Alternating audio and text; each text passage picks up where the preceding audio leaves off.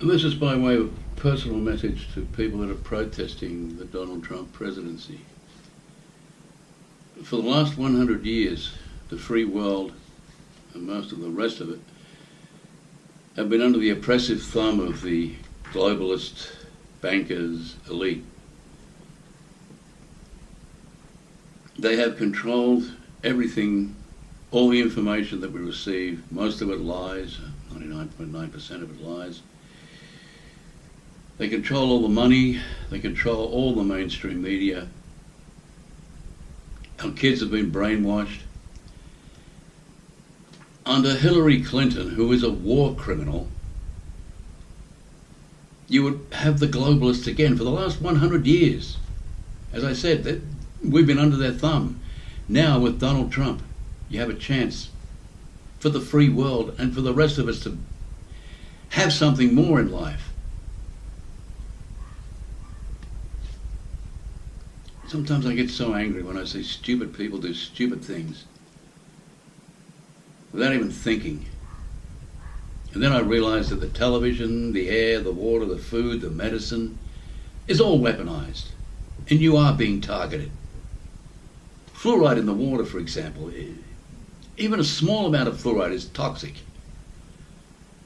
It's a neurotoxin, people. Look it up. Anyway, unaccustomed as I am to public speaking, I think you should listen to a friend of mine called Matt Bracken and Alex Jones when they explain something to you, and maybe you might get your head around it that way. We got a chance here for something really good to happen with Donald Trump, really good. And all you whinging, whining morons out there accusing him of being racist, and when you're asked, how is he racist? You have no reply.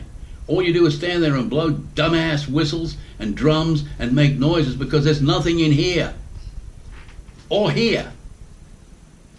Anyway, that's all I want to say. Listen to Matt Bracken.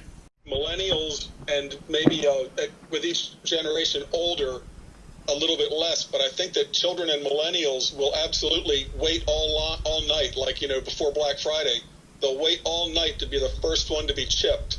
If the chip is going to give them, broadband access everywhere, they wouldn't. The whole notion of personal privacy draws a blank stare from them. They could care less. And what's crazy about this is the phone is already a chip you carry around the tracks that traces you. You watch these videos of riots and shootings and insanity all over the country, and it's little millennials and kids walking around looking only at their screen, leading them through all of the insanity that the hive mind has brought them to, and you can see the true fall of humanity.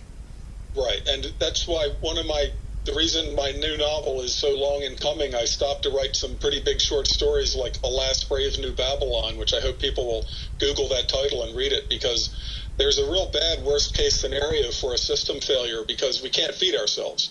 You can fool yourself in a lot of ways. It's easy to fool yourself. Think that through the normalcy bias tells us that millions of people can live in places like Los Angeles and Phoenix forever. Well, let me tell you, without electricity and water moving, they can't. Just like the Anasazi people in Chaco Canyon, New Mexico, those people, they built big cities, and they outran their ecology, so to speak, and just That's right. And the globalists admit they're setting up a system where it's artificially going to start imploding. They're going to use that for social engineering and then finally let it completely implode. They'll never be able to control that. It'll be a runaway. It'll be a runaway chain reaction. I was about to say, look at hundreds of thousands starving to death in African countries every few months. Hundreds of thousands starving, death, murder. First the zoo animals, then the house animals. Now they're eating people in Venezuela. The media is trying to cover it up. Total insanity.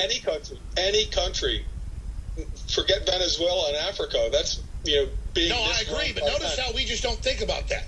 But in a war situation, I'm not worried about the missile over the ice cap. I'm worried about some hackers, could be Russia, but we won't be able to prove it, turning our lights out. Our cities are time bombs.